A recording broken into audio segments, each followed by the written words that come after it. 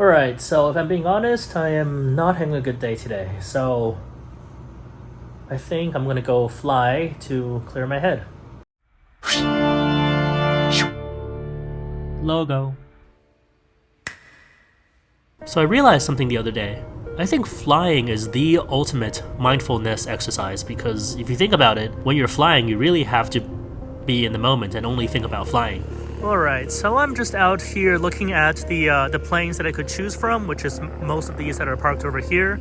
And I'm just trying to see which ones have the most fuel left inside. I mean, I don't need much, I need like 2 hours of fuel, and I really don't want to have to go to the fuel pump and fuel the plane myself, so I think either this one or that one over there should be good. So I'll just pick one.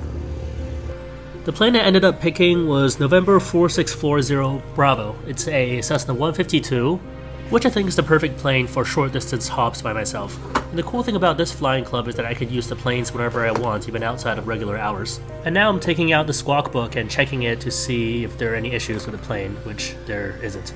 And since it's nighttime, I'm using a red headlight so that I could maintain my night vision. And now that I have everything ready, it's time to head out to the plane. Oh, and by the way, I really like this little walkway here that's designed to look like the runway at this airport. I think that's a pretty cool touch.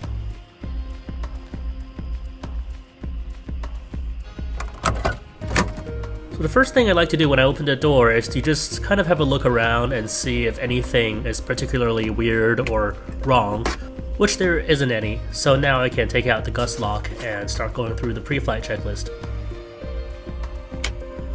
Alright, time to turn all the switches on to see if all the lights and avionics are working.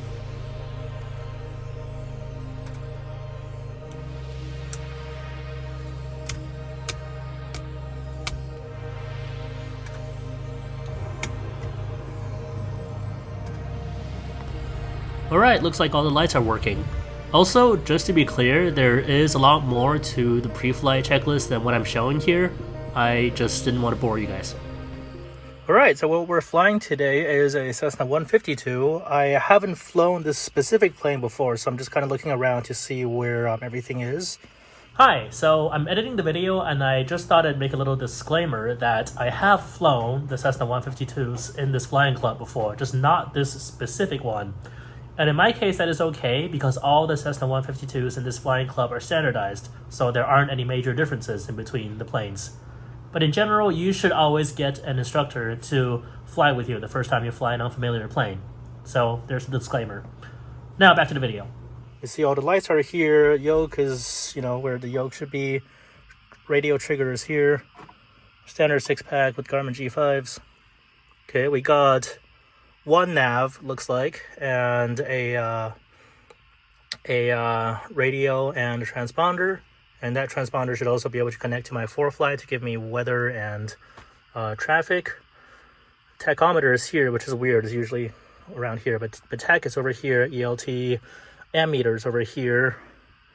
And then carb heat, trim, throttle, mixture, flaps, and then cabin air, which I'm going to keep on because it's still kind of hot. Then this funny, a piece of wood is covering the parking brake thing, which I think means it's an op, but it's funny that they used a round piece of wood.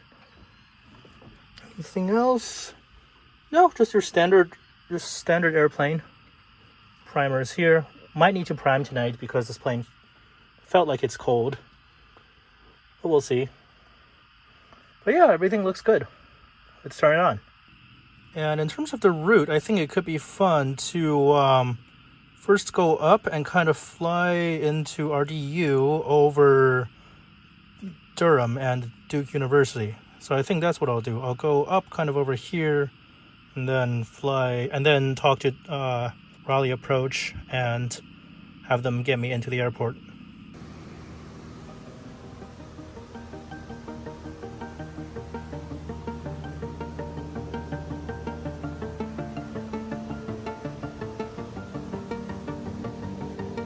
Now, because the airport I'm flying out of isn't really in the city, there isn't much to see out the window for the first part of the flight. But as I start getting closer to downtown Raleigh, I should start seeing more lights. And this is also where I start talking to Raleigh approach to let them know I'm coming. 40 Bravo, back at 140. Back 140, 40 Bravo. And now that I've called approach, they're going to start giving me vectors into the airport, so I can just sit back and enjoy the view a little bit. Also, in the radio calls that you're about to hear, there are a bunch of missing pieces, and that's because I forgot to bring my voice recorder, so I had to dig the recording up from the air traffic control archives. Number 40 Bravo, VFR descended at your discretion and ready to right base on 23 left. Descend at my discretion on the right base, runway 23 left, 40 Bravo. Number 40 Bravo, approximately turbulent. You are passing behind a Airbus 4 mile final.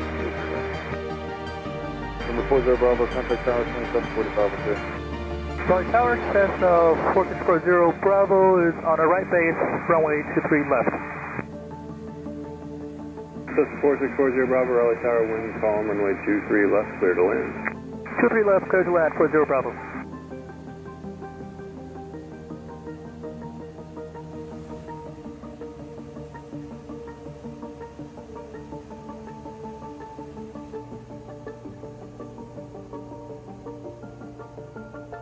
Cessna 4640 Bravo, right turn at Alpha 4, then a right turn at onto Alpha back to 23 left. At this point, I've taxied off the runway and I'm making my way back around to runway 23 left. It's interesting to think that the landing gear of that plane is probably as big as the plane I'm flying. Anyways, once I got the plane taxied back to the runway, I took off again and had an uneventful flight back home. Alright, that was pretty fun. I went into Raleigh and took a little look at all the big planes around in there and then came back.